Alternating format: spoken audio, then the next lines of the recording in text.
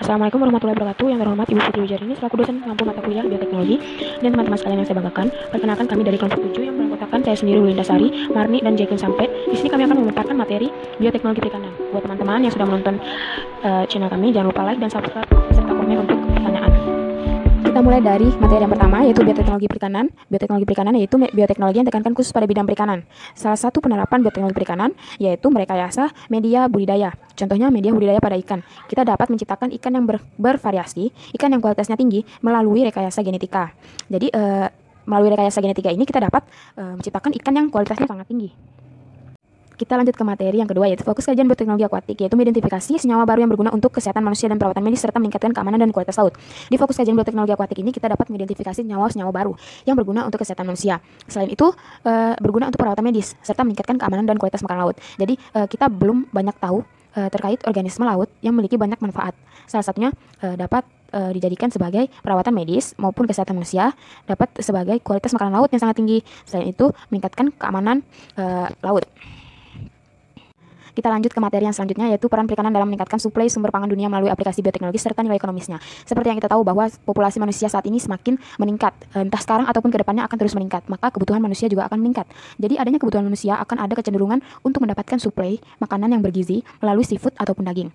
Jadi karena adanya peningkatan, maka akan ada banyaknya penangkapan ikan secara ilegal maupun yang berlebihan sehingga terjadi perusakan habitat dan eksploitasi hasil laut sehingga perusahaan perikanan berdampak pada penurunan produksi.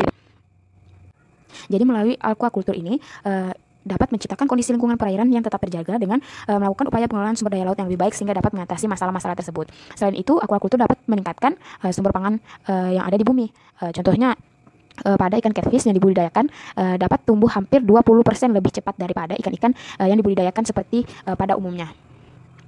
Baik, saya akan menjelaskan poin yang ketiga, yaitu praktik budidaya perikanan.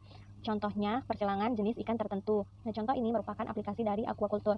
Adapun cara budidaya ikan. Dalam praktik pembudidayaan ikan, biasanya telur-telur difertilisasi di dalam sebuah wadah sampai embrio menetas atau disebut dengan frame. Kemudian dipindahkan di akuarium yang lebih besar dengan air yang mengalir. Ikan biasanya dapat lepas dari perawatan intensif apabila sudah mencapai ukuran sebesar jari manusia atau disebut dengan small. Selanjutnya akan dipindahkan pada wadah konsentrasi atau disebut raceway dan dapat diletakkan di dalam ruangan atau di luar ruangan.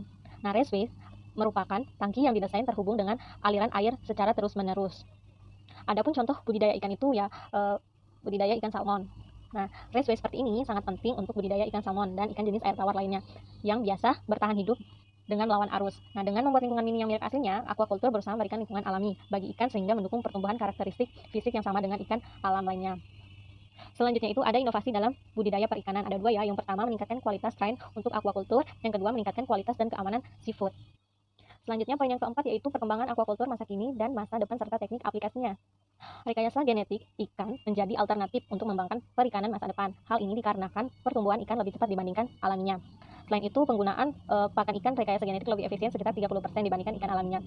Beberapa hasil teknologi genetik yang dihasilkan pada bidang perikanan, yang pertama itu ada teknologi genetik dan organisme perairannya. Yang kedua, protein anti beku. Yang ketiga, gen hijau. Yang keempat, cloning patogen genom perairan. Yang kelima, genomik dan organisme perairan. Yang keenam, transfer gen aquaculture dalam aquaculture karakter genetik seperti upaya peningkatan pertumbuhan. Yang kedua, peningkatan daya tahan terhadap suhu dingin. Dan ketiga, peningkatan daya tahan ikan terhadap patogen. Baiklah, di sini saya akan menjelaskan tentang aplikasi bioteknologi akuatik. Yang pertama itu adalah dalam bidang kesehatan. Nah, beberapa macam spesies laut diduga mengandung senyawa penting biomedis, termasuk antibiotik, molekul antiviral, senyawa anti kanker, dan insektisida. Spesies ini termasuk spons laut, anggota filum Cnidaria, seperti hidra, ubur-ubur, anom laut, dan karang. Nah, sedangkan anggota filum molluska ada siput, tirang, karang gurita, dan cumi-cumi, dan spesies-spesies yang lainnya. Nah, beberapa aplikasi potensial medis yang berasal dari produk akuatik seperti osteoporosis, yaitu suatu kondisi yang ditandai dengan hilangnya progresif massa tulang yang membuat keropos dan rapuh tulang. Salah satu kategori obat dari laut yang ada untuk menyediakan aplikasi medis pada teknologi perikanan adalah identifikasi anti-inflamasi, senyawa atau senyawa analgesik penghilang rasa sakit, dan anti kanker yang digunakan untuk pengobatan manusia. Lebih dari dosis senyawa anti kanker yang berbeda telah diisolasi dari invertebrata laut, terutama spons laut, Tunicatus, dan molluska. Banyak dari senyawa ini akan digunakan sebagai obat baru dan efektif di pasaran.